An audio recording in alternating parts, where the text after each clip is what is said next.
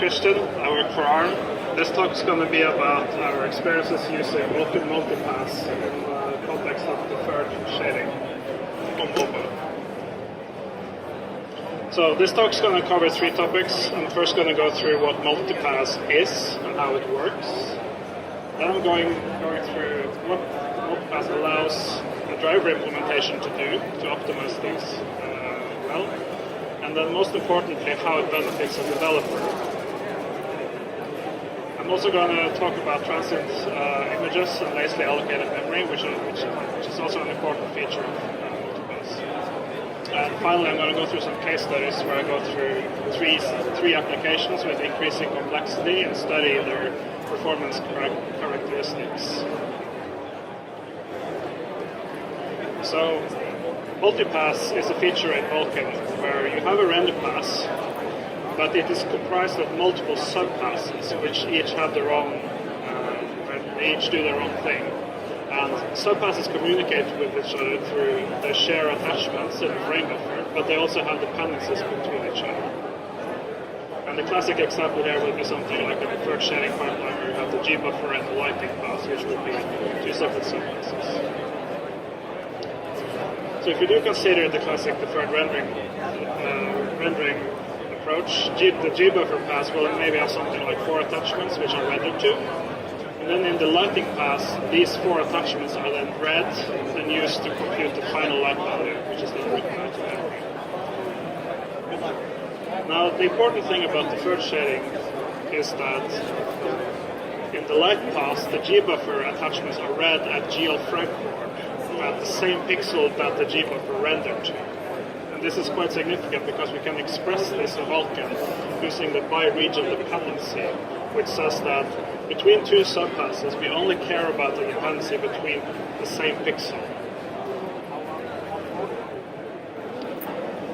And recapping how TAL GPUs work, they work in TAL GPUs work in 2 stages, where the first is a geometry pass, where all the geometry is shaded and tiled up front, and we then go into the fragment shading stage, which will read all the primitives which hit a particular tile. And the nice thing about this is that since the frame buffer now becomes very small, this can be kept in on-chip SRAM. And basically, the fill rate does not cost bandwidth because it only needs to read it right to the on-chip SRAM.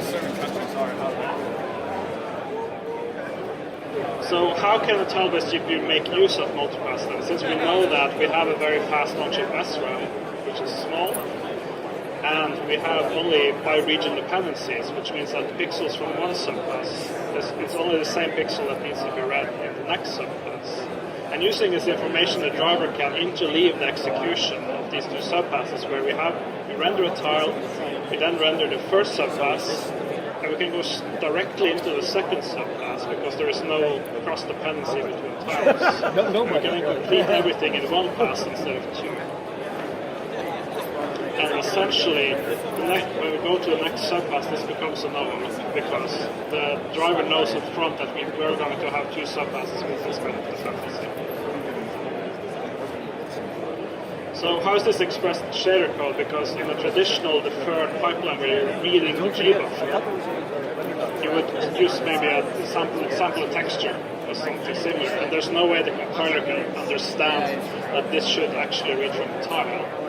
So in Invoking Gls, there is a mechanism called subpass load, which essentially translates to read this input attachment at GL frag port. And with this very specific information, the driver can make 2 choices. It can either treat this as a classic textile fetch, or it can do a magic read from tile buffer, because it knows up front that it's going to read from a tile buffer based on the Miko render pass.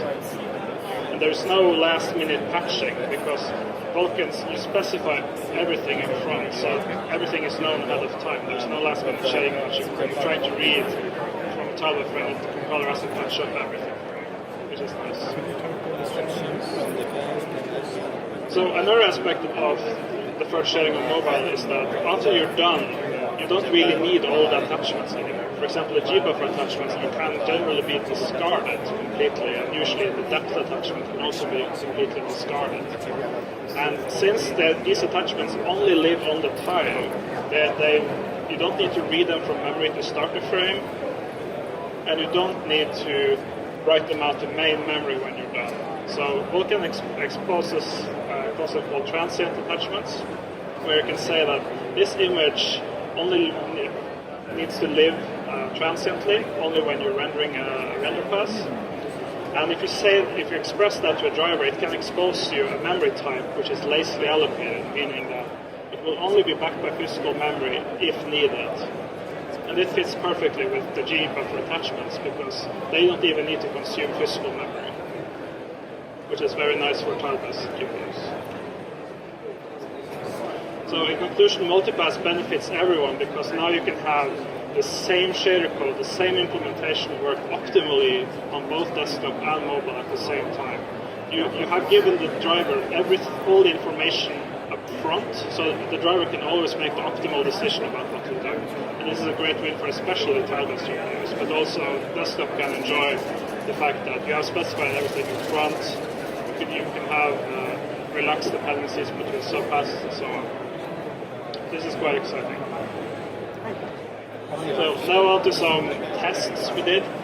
We had 3 case studies.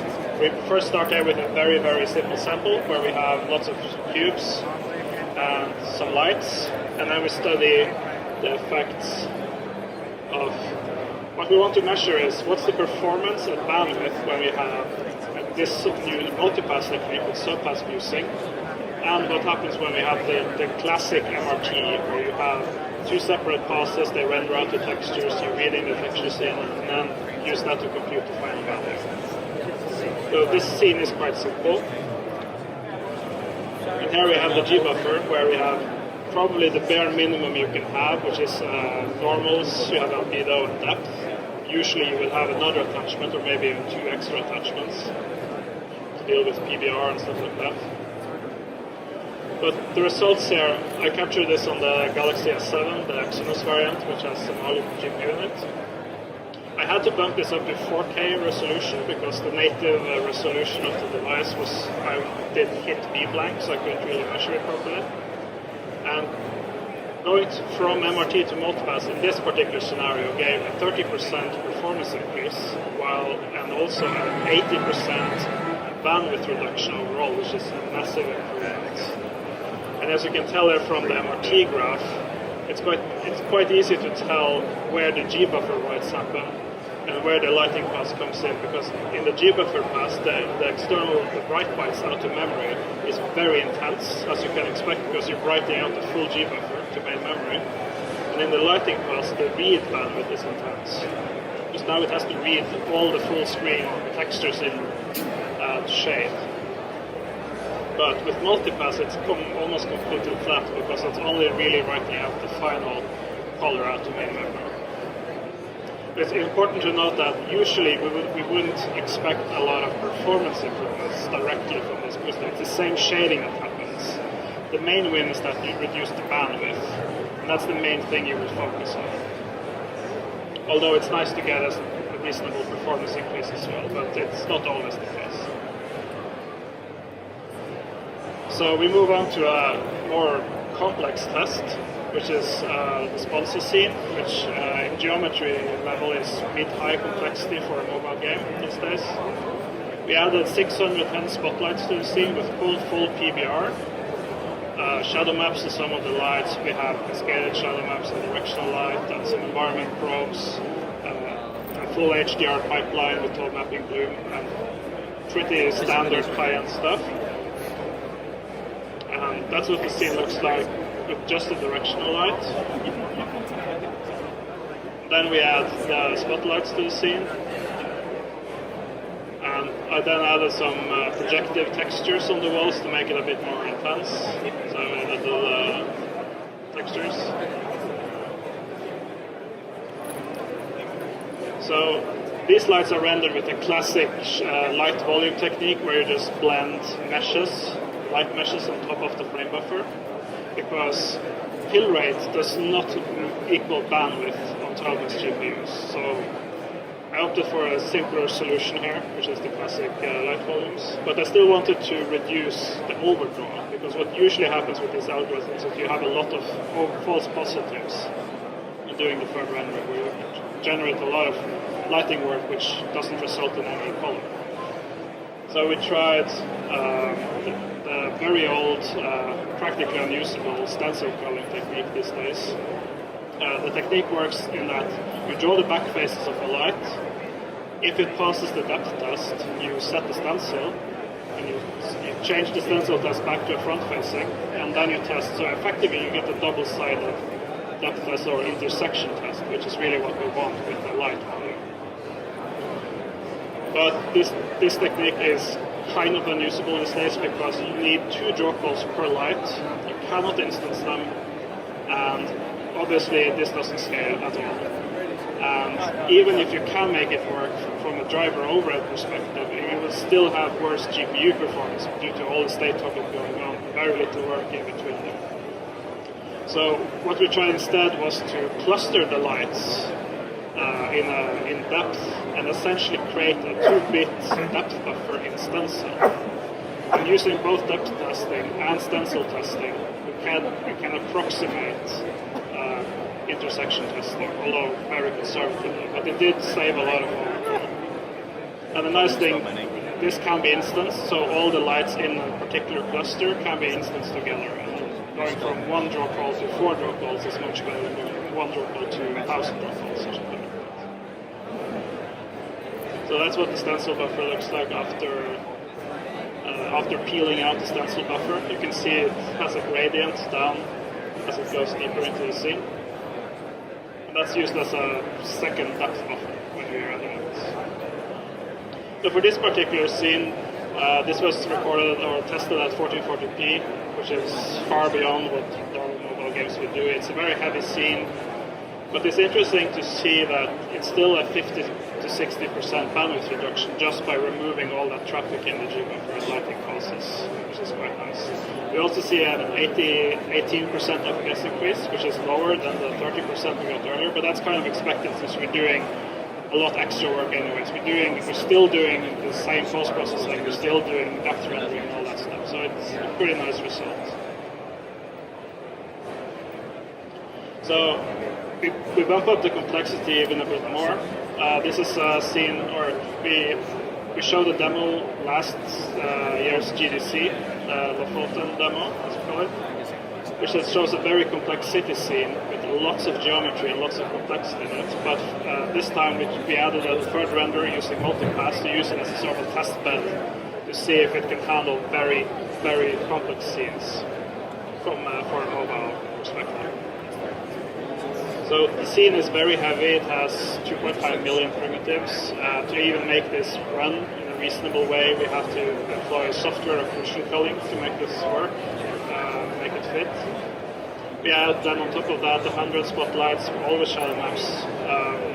We have reflection probes. We have cascaded shadow maps for the direction of the light. We have ocean simulation running with FFT compute, full bloom and tone map post-processing, very intense stuff. So this is sort of the render graph of the scene, but even if it's a lot of stuff, it's still the G-buffer and lighting pass that's the main time during the frame. That's the heaviest part. So what we want to then test is what happens if we make this into a multi-pass. Effectively, this becomes one big render pass instead. So the implementation details of what we're doing, it's a very standard deferred render really. The main difference we do is that since fill rate does not correlate with bandwidth, we can make some optimizations where, for example, writing out emissive materials in the G-buffer pass doesn't cost any bandwidth, so we can make use of that. So we don't have to do any trickery to forward emissive materials through the other G-buffer attachments and stuff like that. And again, we make use of the stencil buffer a lot to cull the lights, for example, and that doesn't cost any bandwidth, so that's nice. In the lighting pass, it's very standard, just blend light volumes as mentioned earlier in the sponsor scene. And of course, transparent objects have to be blended on top of that, and then fogging and stuff like that is applied at the very end in the Multipass as well. So in terms of how we implement this from an engine perspective, the main thing really is that an engine must have a concept of a render pass. There must be a clear begin, there must be a clear end. Otherwise, there's no way the driver can figure out that you have multiple subclasses. You have to specify it up front, otherwise it will not going to work. So the way to accomplish this is you need this kind of task graph or some higher level structure where you have these render passes being specified up front. And that's, every engine should do that anyway, so this is not something that's new. So the way we deal with transient and lazy images is the fact that we are never going to use these textures outside the render pass anyways. So what we ended up doing was we just say, we have some virtual attachments with these formats, please just magically allocate them for us and manage them in the pool, because they don't even consume physical memory. So there is no real cost of just allocating them. And it turned out to be nicer than having to manage a lot of textures that are like the individual gbuffer attachments, because this time we just say, we're just going to render to the light, and please just give me a gbuffer, please. So that worked quite nicely for us. And this is roughly what the engine code will look like, where we say, we start the render pass on the command buffer, we're going to clear all attachment, but we're only going to store the color, and so on. We pass in the multipass information, render geometry, next subpass, draw lights, complete, and then end the render pass. That's the kind of structure you would need to see in an engine to get multipass. So the test data here again, it's somewhat similar to Sponsa because it's doing a lot of the same things. But even if it's doing all the extra stuff, we still see a pretty decent improvement with 12 FPS, but also, more importantly, 50% bandwidth savings here in this scene, which is really, really nice. And this bandwidth reduction, that translates to an overall 25% NG save per frame. And that's very, very big, because this translates almost directly to improved battery life. Because that's one of the big problems with deferred shading.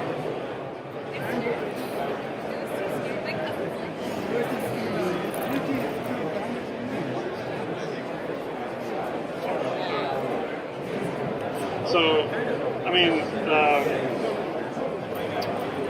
so bandwidth is a pretty significant part of power, but it's not the only thing that costs power. It's just very, bandwidth costs a lot of power in general. So overall, we did get a 25% energy saving here, which is very, very nice. So that effectively means that deferred rendering becomes much more viable on mobile, because having intense bandwidth requirements has been a very, very big problem. It's one of the reasons why doing deferred on mobile is really difficult. This is the scene in daytime. It shows that it has HDR, essentially. So there was some performance consideration for when you want to do multipass with tilers. So on desktop, the traditional way to optimize deferred rendering is that you want to keep your gbuffer as small as possible, even if it means very clever packing to get it down to a very, very small gbuffer. But on a tile-based GPU, the on-chip SRAM has a fixed size, which means that you have this budget of, in our case, 128 bits per pixel of color data, so there's no point in going below that. It's just that when you try to go beyond that, there is not enough space, so you will need fewer or smaller tiles to be able to keep the gbuffer on. To keep the gbuffer on the tile, basically. But 128 bit is a pretty good budget. It's very easy to hit that budget. Another thing with how to, because subpass load, the special magic instruction that lets you load an input attachment, most current engines won't have that concept at all. They usually just say text will fetch from a texture or something like that. But now you need to have, you need to be able to inject subpass load somehow into your code. So there are two solutions really. If you're writing everything in Vulkan GLSL, and you use that as your main shading language, then of course you can use subpass load, and it's fairly easy to translate that into other shading languages with, for example, SPURV cross to GLSL or other shading languages. The other thing, if your engine is based around HLSL, for example, you do need some kind of magic intrinsic that lets you specify that we are going to do subpass load when we emit SPURV, for example. And dealing with multipass is very simple because you can just unroll the render passes on older APIs which don't support this concept. For image layouts, since we have transient images, we have gbuffer attachments, we should never have to care about them. We shouldn't have to track their layouts and deal with synchronization. Fortunately, in the Vulkan render pass, we can express this quite nicely because we can say that we have an external dependency, and we're going to say that we start off in undefined, and we're just going to automatically transition the gbuffer attachments to color attachment optimal. And the nice thing is that on begin render pass, it will just do it magically for you, and you don't have to track this in your engine otherwise, which is quite nice. So, that was it. Any questions?